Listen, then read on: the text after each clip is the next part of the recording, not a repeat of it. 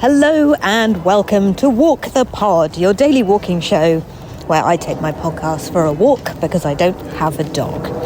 You're very welcome along. This is episode 9, series 50 of the daily walking podcast that tempts you away from your desk at lunchtime to walk in nature, to pay attention to what's directly in front of you for just 10 minutes.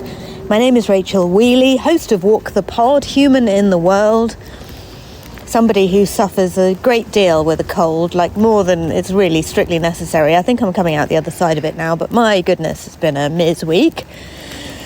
Thank you for bearing with my voice, which has not quite returned to normal. And today we'll be offering the last section of content on the subject of creative gifts. Walking in nature, paying attention to what's directly in front of us. I'll be giving you a walking report from where I am in southwest London. And I'll be inviting you to send me a walking report from wherever you are in the world. Welcome to Walk the Pod.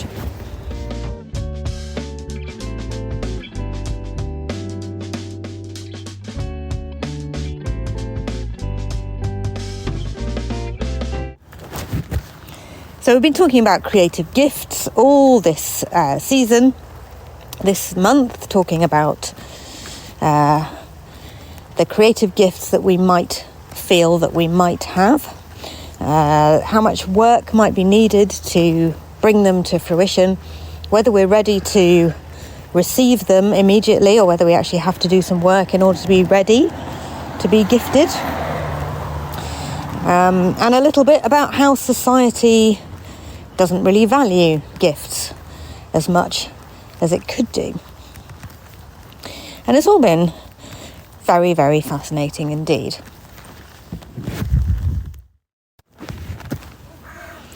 My final thought for you on the topic of creative gifts is that maybe gifts are not strokes of genius, but habits.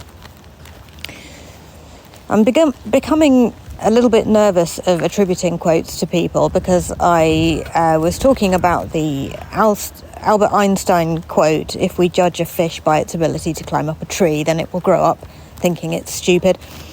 Not sure Albert Einstein ever said that at all, to be honest. I've got another one which is attributed to Aristotle. But who knows, really? And does it matter? Not really.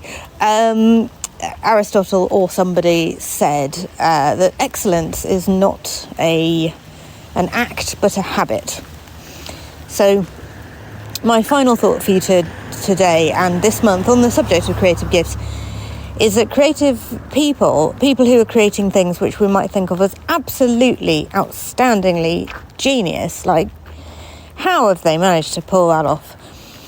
Whether that be they have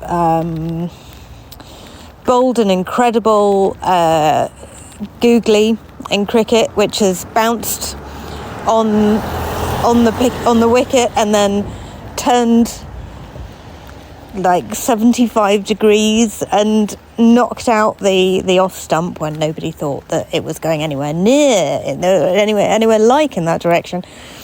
Whether it be a musician putting on an incredible show with 30 tracks that they've written over the course of the last 30 years, and everyone thinks, my goodness, how on earth is every single one of these such a smash hit?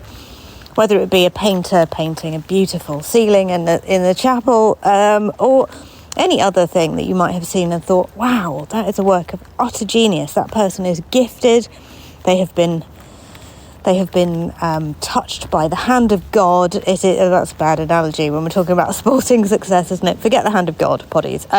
What I mean is, we look at acts of genius or pieces of genius and we think, that's the most incredible thing I've ever seen. That person has been given a gift by a deity, clearly, because no mortal human could possibly have created something that different from what I can do as an average person. And my radical prompt to you for this series, dear friends, is that actually when we see an act of what looks like enormous talent, giftedness, genius, it is in fact the pinnacle of the 10,000 hours of work, the 10 years of work that's gone into it. It is but one example of somebody who has centered that gift in their life, has practiced and practiced and practiced and practiced to the point where producing things of excellence is not there's no question about whether they can do it or not. It is simply part of their habit. They've been doing it for so long. They've been doing it with such consistency. They've been honing their art and practicing for such a long time that it's inevitable that they're going to create something brilliant. And it's occasional that they're going to produce something on a good day that is just outside of the boundaries of what should be possible. And that kind of underscores everything else I've been saying, I think.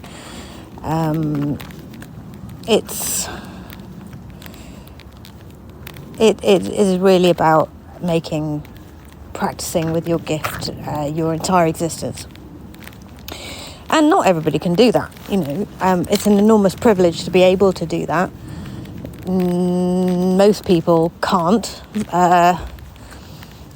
And so that's why I think if we look through history, some of the greatest scientific revelations and creative bits of brilliance that have been created by engineers, scientists, artists, mathematicians, etc., have been created by people whose livelihoods were sort of taken care of. They were rich kids, they had servants, they could simply dick about with prisms all day. And we mustn't resent them for that, but it did mean that they could sort of make discoveries while other people were simply trying to scrape a living together. That's all I want to say on gifts, I think, for now. You've been very kind in helping me to sort of cobble through this tricky subject and get to some of the things that I think are the revelations on the topic. You'll know if you've listened to Walk the Pod for a while that generally speaking, I am trying to say you've got to be prepared to throw a lot of spaghetti at the wall to be a creative person. And I also want to say that whilst I'm making this section of the show for people who are creatives, there is a huge swathe of people who are more people who enjoy consuming things that people who are creative create than making creative things themselves. And that swathe of people should not feel sort of like I'm saying you absolutely have to be making things and creative things all the time, because lots of people won't ever do that, and that's totally as it should be. So don't. What I really want to say is I'm not trying to tell anyone how to be in the world. I'm really not. I'm just, as a creative person, trying desperately to understand what it is that I'm trying to do a bit more. And so when I'm having these chats, we must do this, we should do that. Remember that shoulds can get in a should shed, and understand that the person I'm shoulding is me, not you, and not anybody. I am not going to tell anybody how to be at all.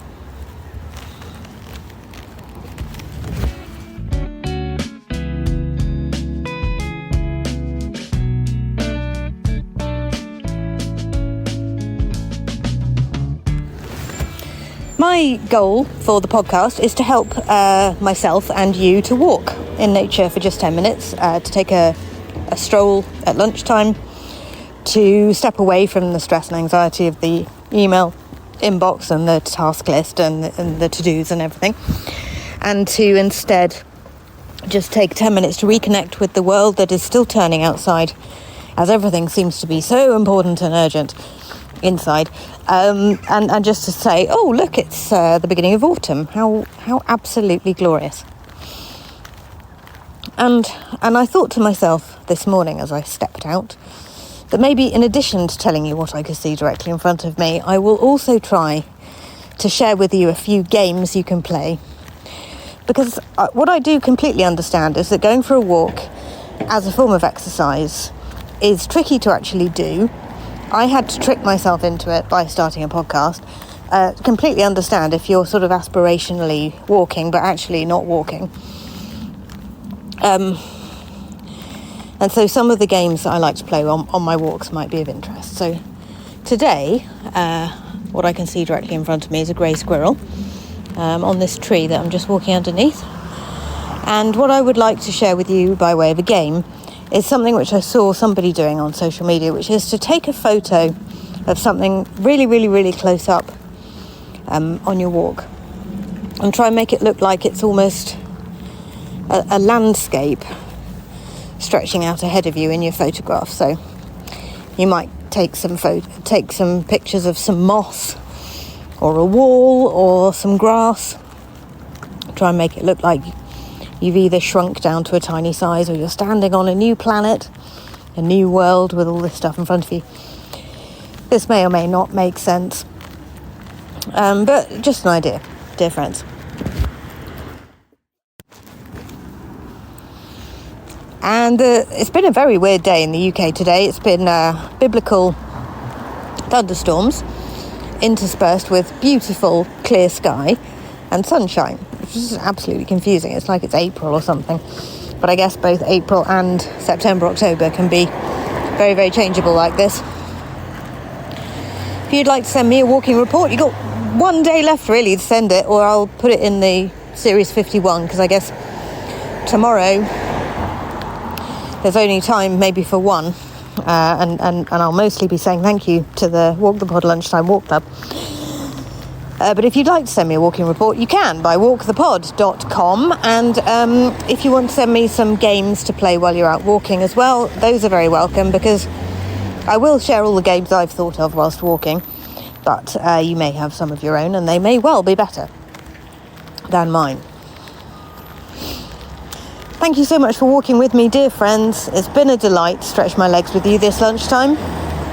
So lovely to catch up with you as ever. So lovely to share my walk with you, and I think of you all as I'm walking around.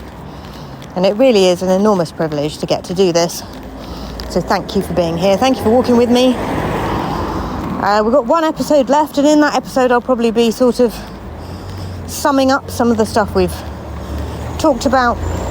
Although I feel I've done that a bit today, actually. So I'll maybe just focus tomorrow on saying thank you to the members of the Walk the Pod Lunchtime Walk Club. And if you'd like to be on that list, you can join via walkthepod.com to get access to a beautiful little corner of the internet, the Walk the Pod Lunchtime Walk Club message board, where you can chat to walkers all over the world. And in that way, you'll never walk alone with Walk the Pod. I also post Friday blog posts on Patreon, and I send physical postcards to people all over the world as well. I think there's one space left on that tier, and a couple of spaces left on the tier where you get a shout out at the end of the series. So if you're interested in that, now is the time to join walkthepod.com. Take care of your beautiful mind, yourselves and each other, and I'll be back with our final episode of the series tomorrow.